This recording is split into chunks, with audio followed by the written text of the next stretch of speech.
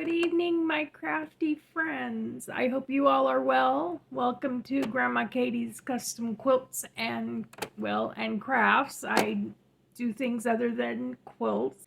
This weekend I am working on potholders. So I don't have very many, but I do need to get them done. So let's see how long that takes to get these accomplished. All right, let's get busy.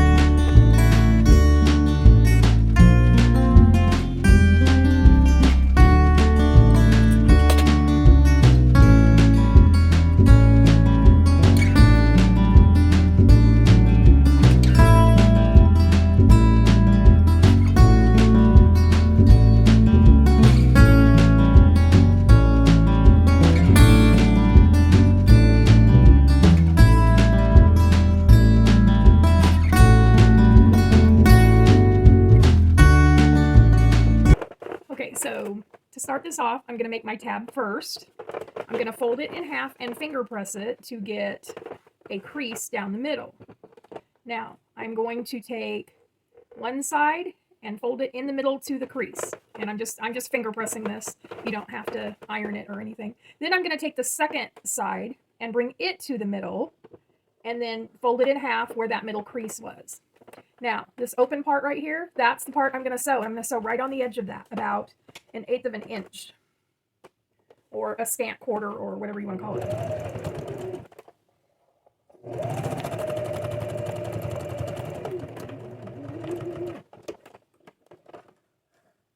Okay, so I've got my tab made, and okay, so I'm just going to lay that aside for just 1 second here.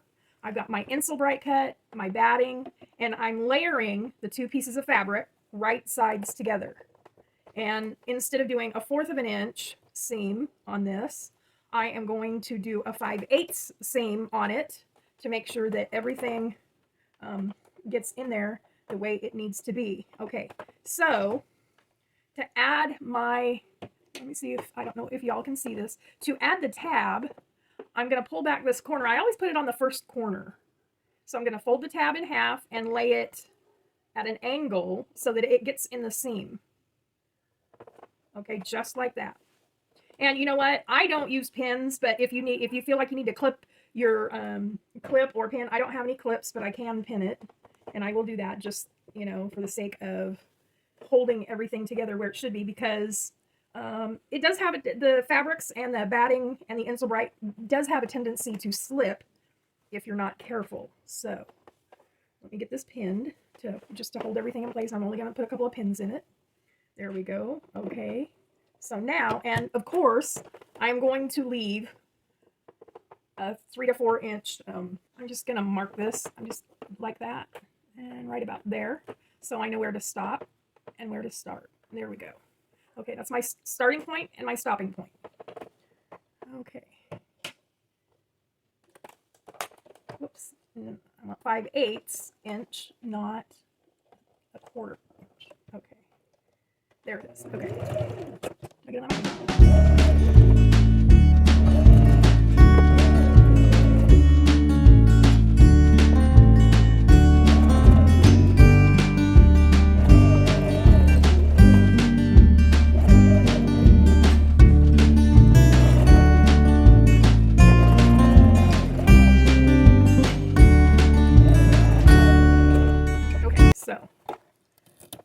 I've got this sewn all the way around. Now I am going to clip my corners. So, and I want to be careful that I'm not clipping the thread, so I'm going to clip just above it.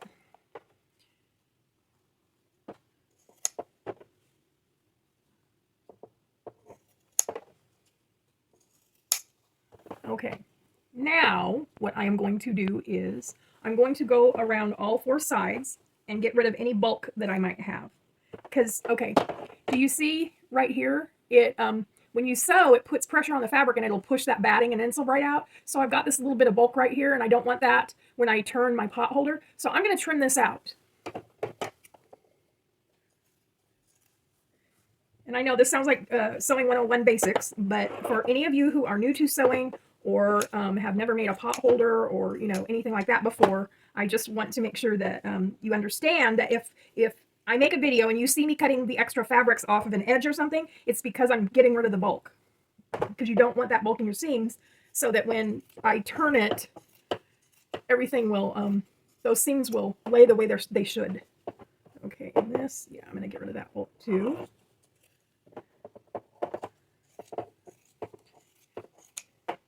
And I cut everything within 1/4 of an inch of where the seam is, so my seam is safe. Okay, now, the other thing I do before I turn this is my opening right here. So I am going to clip this right here. I'm just going to clip this just to the edge of where I sewed. I'm going to clip that at an angle and then cut that off really quick.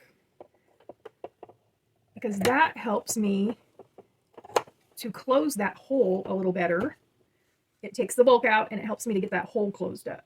I did not cut the fabric off. I only cut the insul bright and the batting. Okay. Snip that just a little bit better there. And this batting right here is just slightly thicker than what I normally would do. Okay, now we're going to turn it. I hope I left a hole big enough. If I did not, I'm going to have to open it a little further. Nope, we're okay. We're good. It's turning. Come on, get through there. There we go.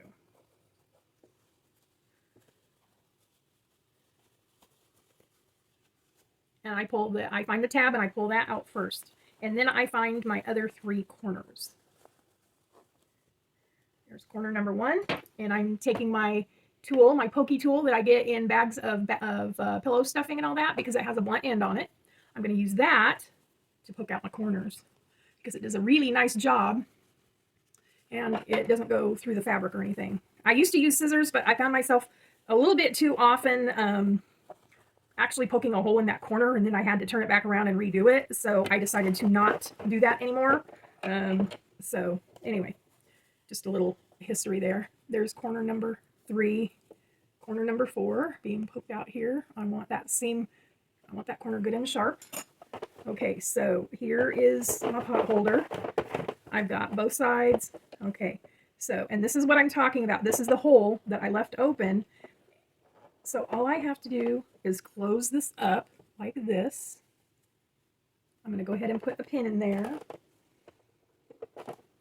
Yes, I really should get some clips. I see everybody using clips, and it does look so much easier than using pins and not running over a pin and ruining your needle and all of those good things. Okay, so there's that. That is all right. There's the tab. Okay, so, and it does not matter which corner you start from. Okay, so, and now this is going to be about 1/4 of an inch. I'm putting my presser foot right exactly to the edge of the pot holder. And I'm just doing a top stitch around the edge. And this corner where the tab is always gets a little bulky. And I always have to hand walk it right about there. There we go. Come on. You can do it. There we go. There it is. Okay. And I want to make sure that that part where I'm closing up that hole gets closed up nicely. There we go. Okay. Make sure that gets tucked in there.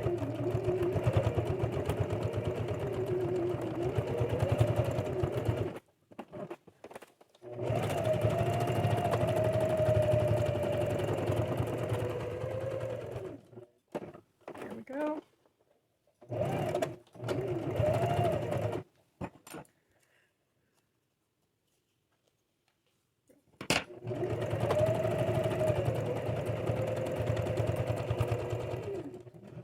Okay, now I'm back to my first corner, and I'm not going to lift that needle out of there. I am going to turn my pot holder at an 45-degree angle so I can go through the middle at a diagonal across the pot holder.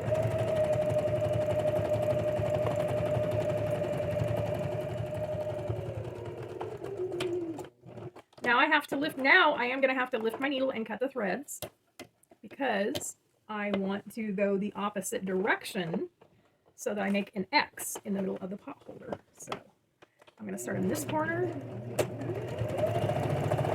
and just go straight across the middle. Okay, there you have it, right there. Okay, so now what I'm going to do, and this is my signature of any pot holder I've ever made. This is how I quilt it. And you see there is no, you don't have to put a binding on this or anything. When I first started making pot holders, I would attempt to put binding on it, and I was never really very good at it. So I actually stopped.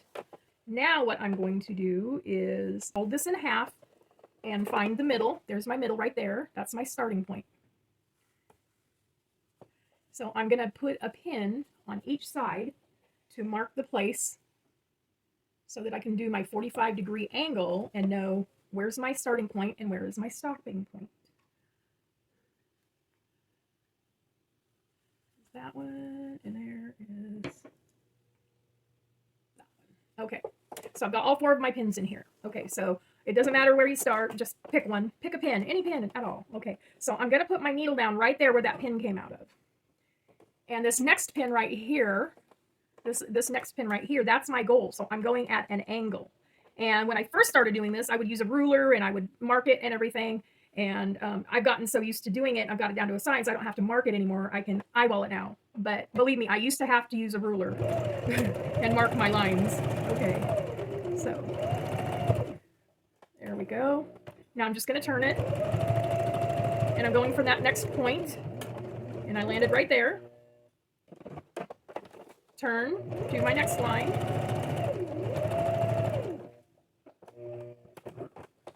Turn, and do my last line.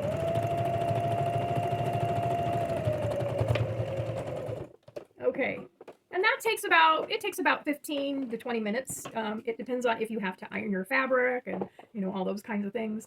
And I don't always use the same fabric on both sides.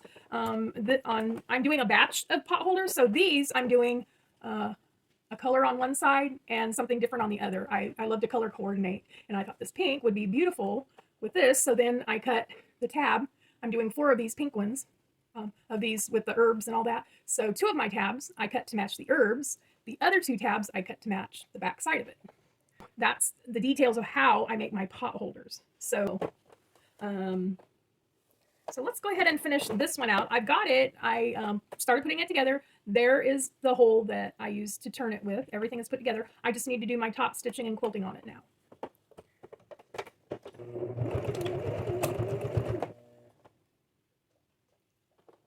And the reason I take out that bulk is because, especially when you have a different color on the back side, I want to make sure that when I go across this top right here, that the fabric and everything stays where it's supposed to, so the back side and the top side are even.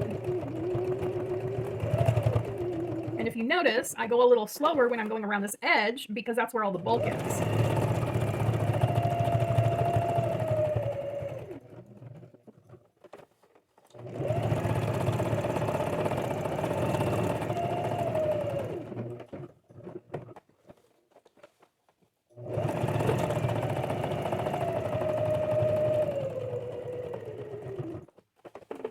There we go.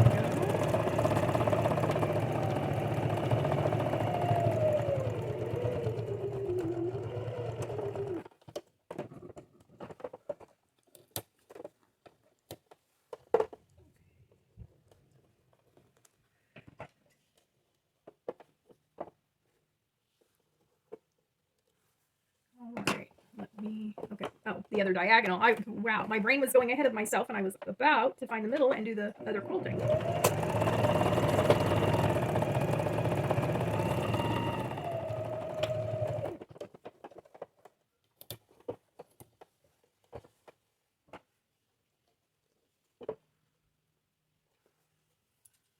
Okay, let me find the middles and I can get started with this.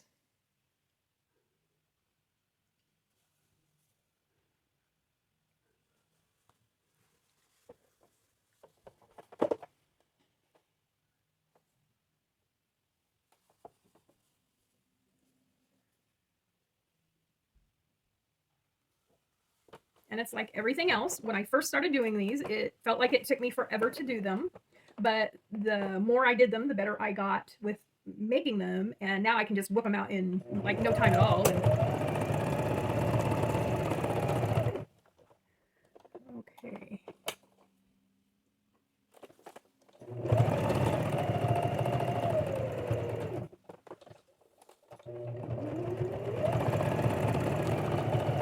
That. Oh, get that needle down. There we go. And there's my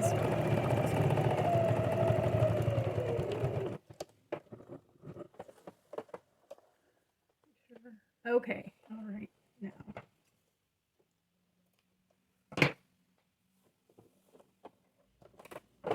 Okay, so I'm going to show you a common mistake that I make still is when I was closing up that hole, the top fabric did not get into that seam. So now I'm going to have to rip that out and get that tucked under there and resew that.